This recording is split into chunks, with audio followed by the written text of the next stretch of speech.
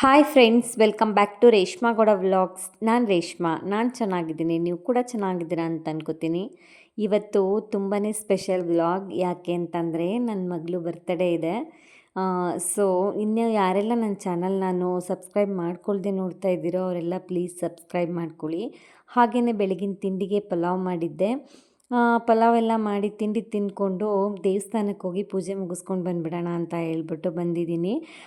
ಬೆಳಿಗ್ಗೆನೇ ನಮ್ಮ ಮನೆ ದೇವರು ಮಾಸ್ತಮ್ಮನ ದೇವಸ್ಥಾನಕ್ಕೆ ಬಂದಿದ್ದೀವಿ. ಯಾಕೆ ಅಂದರೆ ಬರ್ತ್ಡೇ ಇದ್ದಿದ್ದು ಮಂಗಳವಾರ ವಿಶೇಷವಾದ ಪೂಜೆ ಇರುತ್ತೆ ನಮ್ಮ ದೇವಸ್ಥಾನದಲ್ಲಿ. ಸೊ ಅಲ್ಲಿಗೆ ಹೋಗಿ ಪೂಜೆ ಮುಗಿಸ್ಕೊಬಿಡೋಣ ಅಂತ ಹೇಳಿ ಪೂಜೆ ಮುಗಿಸ್ಕೊಂಡು ಮನೆಗೆ ಬಂದೆ.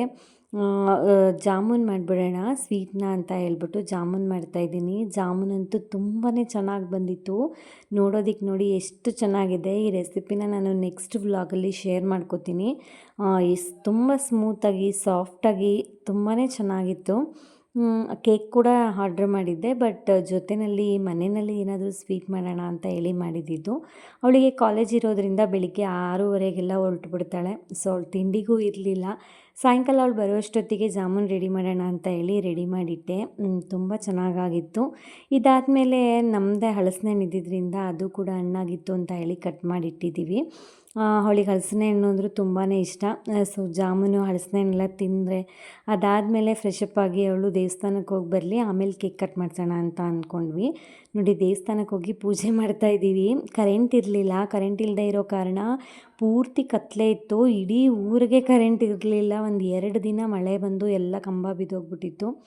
ಸೊ ಅದಕ್ಕೋಸ್ಕರ ಅಂತ ಹೇಳಿ ಹಾಗೆಯೇ ಪೂಜೆ ಮುಗಿಸ್ಕೊಂಡು ಮನೆಗೆ ಬಂದ್ವಿ. ಅವಳಿಗೋಸ್ಕರ ಅಂತ ಹೇಳಿ ಒಂದು ಚೈನ್ ಕೂಡ ಮಾಡಿಸಿದ್ವಿ. ಬರ್ತ್ಡೇಗೆ ಗಿಫ್ಟ್ ಕೊಡೋಣ ಅಂತ ಹೇಳಿ ಆವತ್ತೇ ತರಿಸಿದ್ದೆ ಅದನ್ನು. ಅವ್ರ ತಾತ ಅದನ್ನು ಗಿಫ್ಟ್ ಕೊಡ್ತಿದ್ದಾರೆ. ತುಂಬಾ ಖುಷಿಪಟ್ಲು. ಅವಳಿಗೂ ಗೊತ್ತಿತ್ತು ಚೈನ್ ಮಾಡಿಸಿರೋದು. ಸೊ ತುಂಬ ಖುಷಿಪಟ್ಟು ಹಾಕ್ಕೊಂಡ್ಳು. ಇದಾದಮೇಲೆ ಅವ್ರ ಪಪ್ಪ ಕೂಡ ಗಿಫ್ಟ್ ತೊಗೊಂಡು ಬಂದಿದ್ದರು. ಸೊ ಅದನ್ನು ಕೂಡ ಕೊಡೋಣ ಅಂತ ಹೇಳ್ಬಿಟ್ಟು ವೆಯ್ಟ್ ಮಾಡ್ತಾಯಿದ್ರು. ಅವ್ರ ತಾತ ಕೊಟ್ಟಾದಮೇಲೆ ಅವ್ರ ಪಪ್ಪ ಕೂಡ ತಂದರು. ಬಟ್ ಅವ್ರ ಪಪ್ಪ ಏನು ತಂದಿದ್ರು ಅಂತ ಅವಳಿಗೆ ಗೊತ್ತಿರಲಿಲ್ಲ. ಅವಳ ಎಕ್ಸ್ಪ್ರೆಷನ್ ಹೇಗಿರುತ್ತೆ ನೋಡೋಣ ಅಂತ ಅಂದ್ಕೊಂಡ್ವಿ. ತುಂಬಾ ಖುಷಿಪಟ್ಲು. ಅವರಪ್ಪ ಅವರ ತಂಗಿ ಇಬ್ಬರು ಸೇರಿ ಕೊಟ್ಟರು.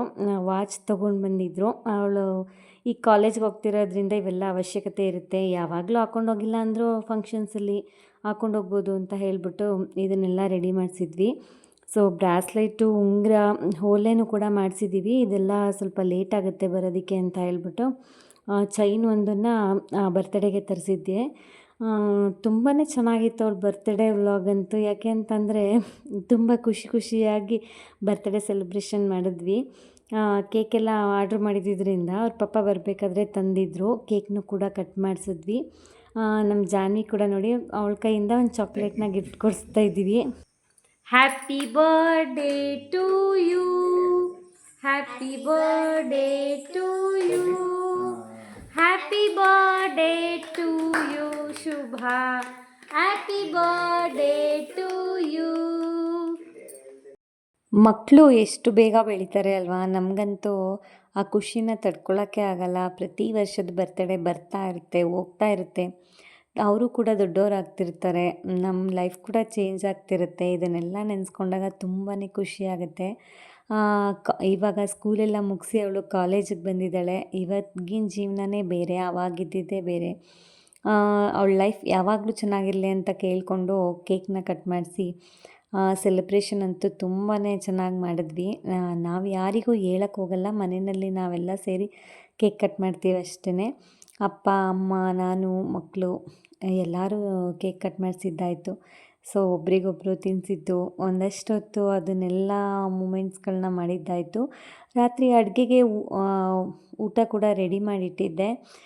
ಸೊ ಕೇಕ್ ಕಟ್ ಮಾಡಿಸಿದ ತಕ್ಷಣ ಎಲ್ಲರೂ ಊಟ ಮುಗಿಸ್ಕೊಂಬಿಡೋಣ, ಇನ್ನು ಹೋಮ್ ವರ್ಕ್ ಎಲ್ಲ ಇರುತ್ತೆ ಅಲ್ವಾ, ಅದನ್ನೆಲ್ಲ ಮುಗಿಸ್ಕೋಬೇಕು ಅಂತ ಹೇಳ್ಬಿಟ್ಟು ರೆಡಿ ಮಾಡಿ ಇಟ್ಕೊಂಡಿದ್ದೆ. ದೇವಸ್ಥಾನಕ್ಕೆ ಹೋಗಿ ಪೂಜೆ ಮುಗಿಸ್ಕೊಂಡು ಬಂದು ಕೇಕ್ ಕಟ್ ಮಾಡಿಸ್ಬಿಟ್ಟು ಇನ್ನು ಊಟ ಮಾಡೋದೊಂದೇ ಬಾಕಿ ಇದ್ದಿದ್ದು. ರಾತ್ರಿ ಊಟಕ್ಕೆ ಜಾಸ್ತಿ ಏನು ಮಾಡೋಕ್ಕೆ ಹೋಗಿರಲಿಲ್ಲ. ಸ್ವೀಟ್ಸ್ ಎಲ್ಲ ಇದ್ದಿದ್ದರಿಂದ, ಜಾಮೂನ್ ಮಾಡಿದ್ದಿದ್ದು, ಕೇಕು ಎಲ್ಲ ಇದ್ದಿದ್ದರಿಂದ ಅನ್ನ ಸಾಂಬಾರು ಮಾಡಿಬಿಟ್ಟು ಬಜ್ಜಿ ಮಾಡಿಬಿಡೋಣ ಅಂತ ಹೇಳ್ಬಿಟ್ಟು ರೆಡಿ ಮಾಡಿಟ್ಟಿದ್ದೀನಿ.